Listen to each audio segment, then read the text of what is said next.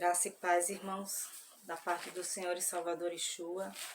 Louvado seja o Todo-Poderoso pelas ricas maravilhas, né?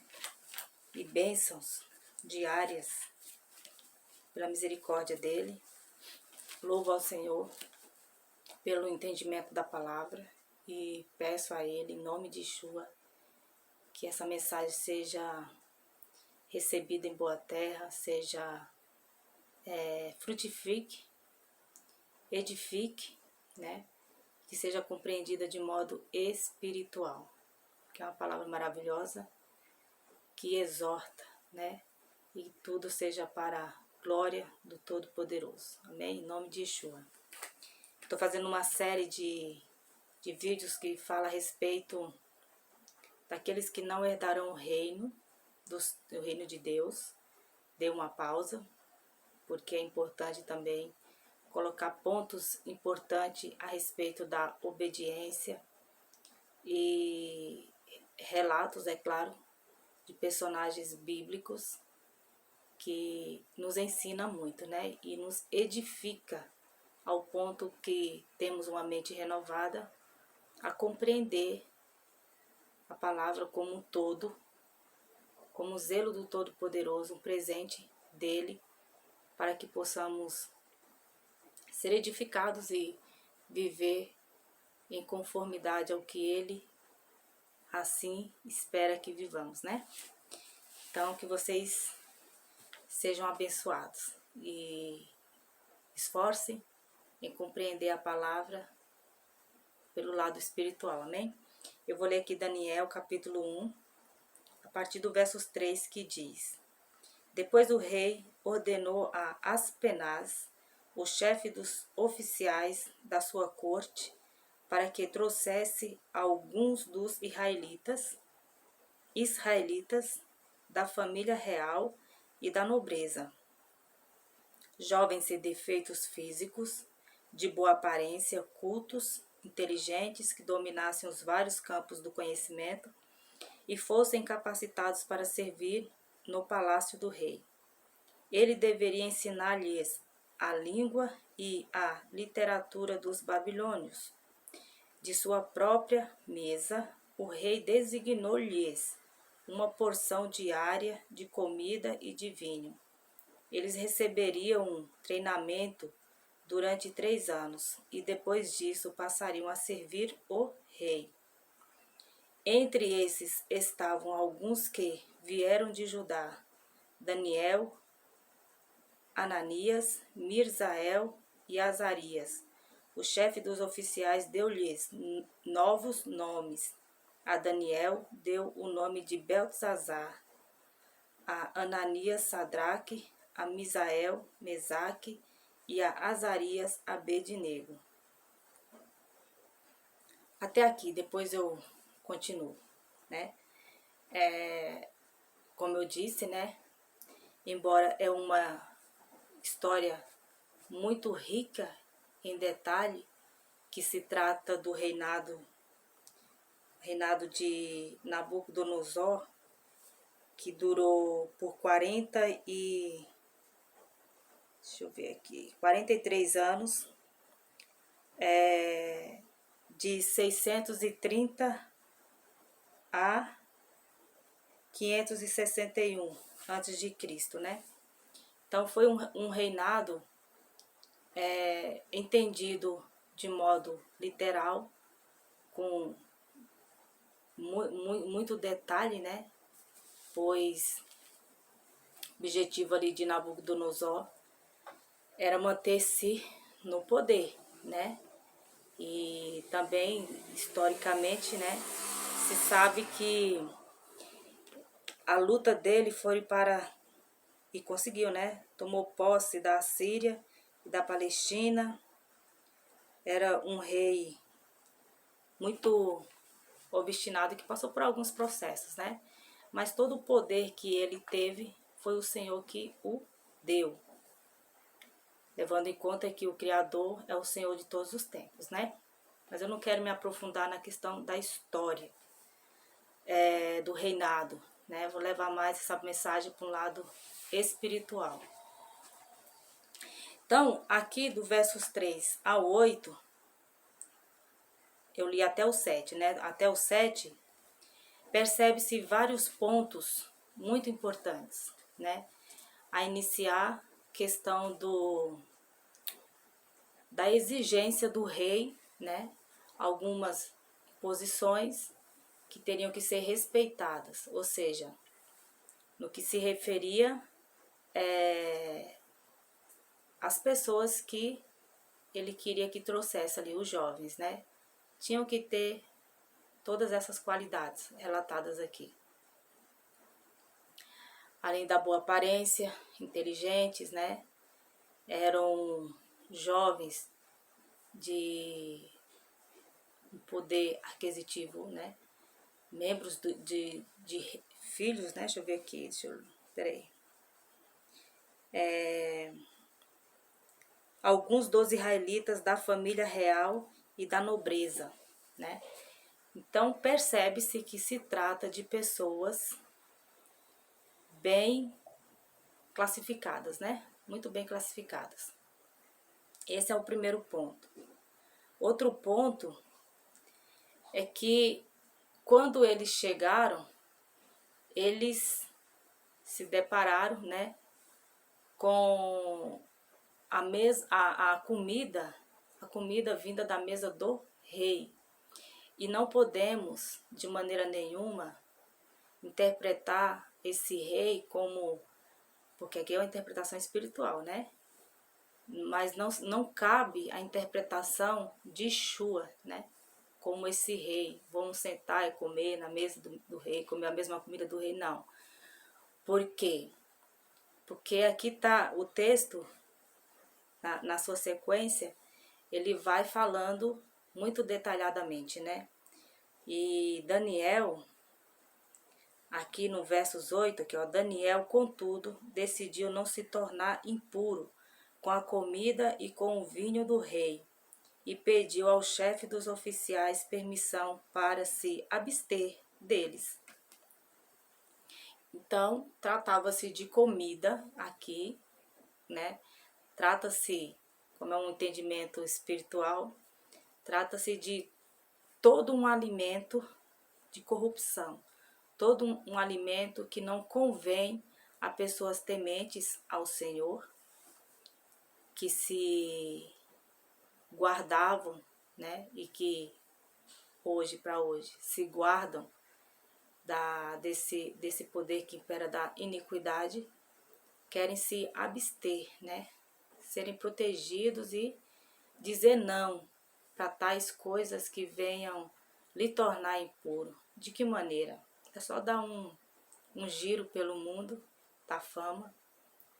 Vai sempre, louvado seja o Senhor, que Ele levanta um ou outro para agir com rebeldia, não com o Todo-Poderoso, mas com rebeldia aos reis da terra. Na hora que essa pessoa se sente totalmente vazia, mesmo sendo cercada de toda uma fortuna, da fama, de reconhecimentos, disso e aquilo, essa pessoa entende que ela precisa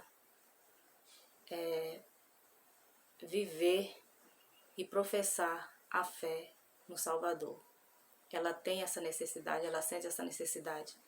Ela vai se sentir viva a partir do momento que ela não está mais negando a fé. Um ou outro consegue se safar, outros não, outros têm mais dificuldades e são mergulhados em questões, né, de dependência, porque não consegue, o conflito interior é tão grande, não consegue se desvencilhar, né, de outro modo que não seja com a rebeldia contrária ao mundo, mas a favor do Espírito. Essa mensagem ela vai parecer assim um pouco, né, complexa, mas eu creio que ela tem endereço certo e ela vai falar muito com aqueles que, segundo o Senhor, Ele o direcionar. Ou seja, Sadraque, Mesaque e Abednego, ou seja, né, Daniel, Ananias, Misael e Azaria, porque esse é o outro ponto que eu vou citar. O primeiro foco ali do rei em relação a esses jovens era uma exigência, que ele se adequasse às exigências do rei no que se referia à aparência, ao comportamento, conhecimento, o que eles poderiam oferecer, né? Então, eu vou falando e eu creio que o Espírito vai ministrando ainda mais em quem estiver ouvindo. Depois, vem os manjares, vem a comida, a mesa farta, né? Uma mesa cheia de aperitivos. Oh, louvado seja o Senhor, né? E aí, Daniel, Ananias, Misael e Azarias dizem não. Mas, como eles estão ali em um ambiente, né, para fazer a diferença e para ser a diferença, eles tiveram escape por conta da obediência ao Todo-Poderoso. Porque quem nesse mundo hoje se abstém da iniquidade e de todos os manjares, passa por várias situações adversas, mas o Senhor nos dá refúgio, né? Embora não é o mesmo foco aqueles que estão em contrapartida no mundo glamuroso, mas quando vai chegar lá no fim da curva, da estrada, vão ver que deixou algo para trás, muito precioso. Volto a dizer, um ou outro, pelo agir do Todo-Poderoso, consegue ser valente o suficiente para dizer não ou denunciar e professar a sua fé, seja quais forem as consequências, mas outros dão essa demonstração de que não estão bem, afogando-se naquilo que não vai lhe fazer bem e levar ou levam à morte, né? E o outro ponto aqui é mudar o nome, né? O rei tratou de mudar o nome, de dar um nome novo. Também não podemos confundir quando lá em Apocalipse fala que receberemos uma pedra, receberemos um nome que só o Senhor saberá. Não podemos confundir com essa palavra, né? Porque logo eu li e leio novamente, versos 8. Daniel, contudo, decidiu não se tornar impuro com a comida, com o vinho do rei, e pediu ao chefe dos oficiais permissão para se abster deles. Aqui está falando, é uma palavra maravilhosa de exortação e de conselho, né? Mais um conselho para que possamos nos atentar. Por quê? Porque se você tem qualidades e qualidades, né, boas qualidades no sentido de professar uma fé no Todo-Poderoso, de ter uma mente boa, né? Se você é uma pessoa justa, verdadeira, vai se abrir muitas portas para você. Só que as portas, depois da porta, surgirá as propostas, né? E que você terá as duas opções. Uma delas é a melhor para você: ser fiel e não se corromper, não negar a sua fé, mesmo com dificuldades, né?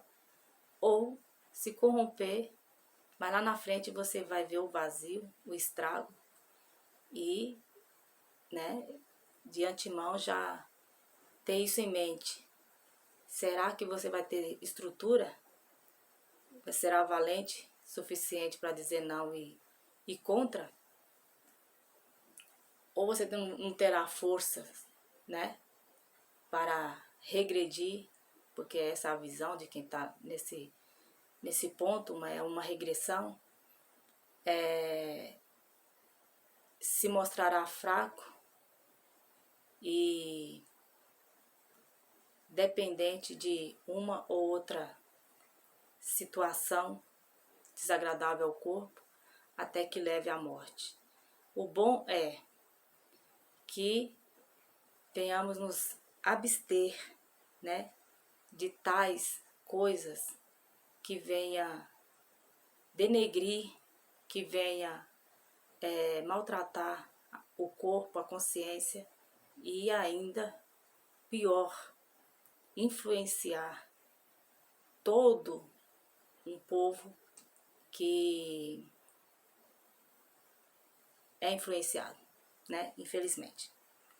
Então, trataram-se de imediato de mudar o nome, né? Porque, comparando a questão do mundo, tem que ser e tem que se encaixar nos requisitos dos reis, nos requisitos daqueles que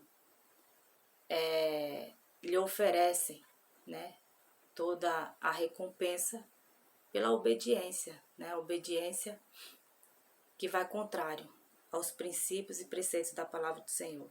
Mas Daniel, Ananias, Misael e Azarias passaram por vários processos. Depois disso daqui, aqui é apenas os primeiros relatos, né? Depois veio a questão de levantar a estátua para que eles se prostrassem. Eles foram fiéis até o fim. E acredito que vocês devem conhecer a história, né? Foram lançados na fornalha e aconteceu algo extraordinário. Não queimaram e está aí como testemunho e que fortalece ainda mais a nossa fé. Tendo em mente que, tratando-se dos obedientes, dos que perseveram na fé,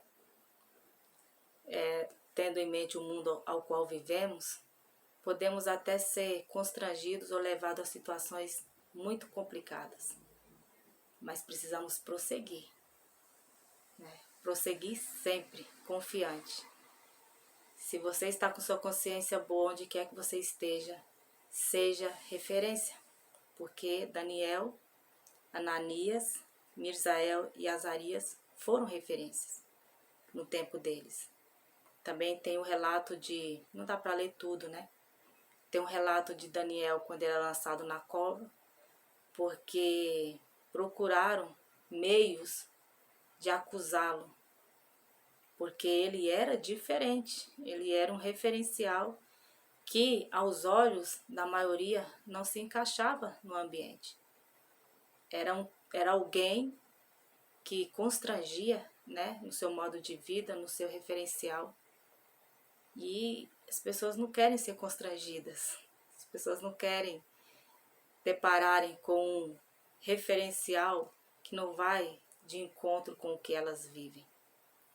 Mas Daniel foi fiel, né?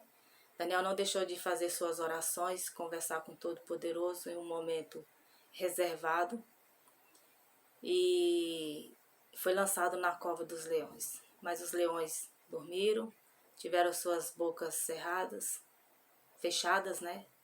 Não fazendo nenhum mal a Daniel. Posso também colocar nos tempos ao qual vivemos hoje. Se você é de modo inconsciente levado a situações complicadas por conta do seu referencial, por conta da fé que você propaga, não tema. Seja fiel até o fim, né? Principalmente nos tempos ao qual vivemos, que, creio, antecede o retorno do Salvador. Cada dia é um presente do Todo-Poderoso para que possamos não ter o pensamento de ser melhor. Não, vivemos com as mesmas necessidades que toda a humanidade. Mas o diferencial aos olhos do mundo, é você professar a fé, é você ser fiel, né? É você ser um cristão que crê e vive em Cristo e tem Ele como exemplo, ter a palavra dele, né? Não só ouvir, mas praticar, né? Pôr em prática. Então, tudo isso é referência de cristão obediente, né? Contrário daqueles que serão rejeitados por várias práticas de rebeldia. E se você ler toda as cartas aqui, todos os capítulos de Daniel, você vai ver sempre, né, essa questão da fidelidade de Daniel. Daniel estava num ambiente de corrupção, né, tratando-se de jovem. Então, muita coisa ele se absteu, não só ele, mas os outros também. Ele se reservou, né? O que não faltava ali eram situações para que ele se corrompesse, subisse a mente, o coração, o desejo de se igualar ou querer ter algum certo poder, não. Eles foram porque, deixa eu ler aqui um pouquinho antes.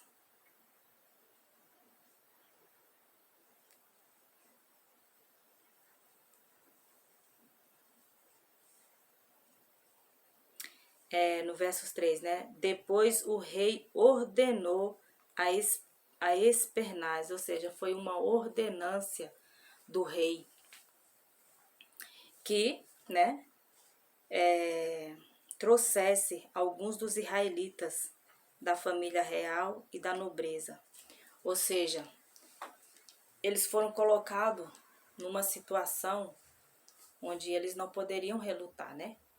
Mas eles poderiam resistir, persistir na sua fé. O Senhor está aqui todo um parecer do agir do Pai na vida desses homens, para que eles fossem referência nesse tempo, né? E também para que nós tenhamos como referência, né? E o Senhor usou Daniel assim de modo extraordinário na revelação dos sonhos, né? E Daniel, ele viveu até o fim da sua vida, passou por alguns processos difíceis, mas ele foi fiel ao Todo-Poderoso mesmo. Vou colocar aqui numa terra estrangeira, né? Pelo fato de serem idólatras, serem pessoas com uma fé diferente da dele. Mas ele foi fiel o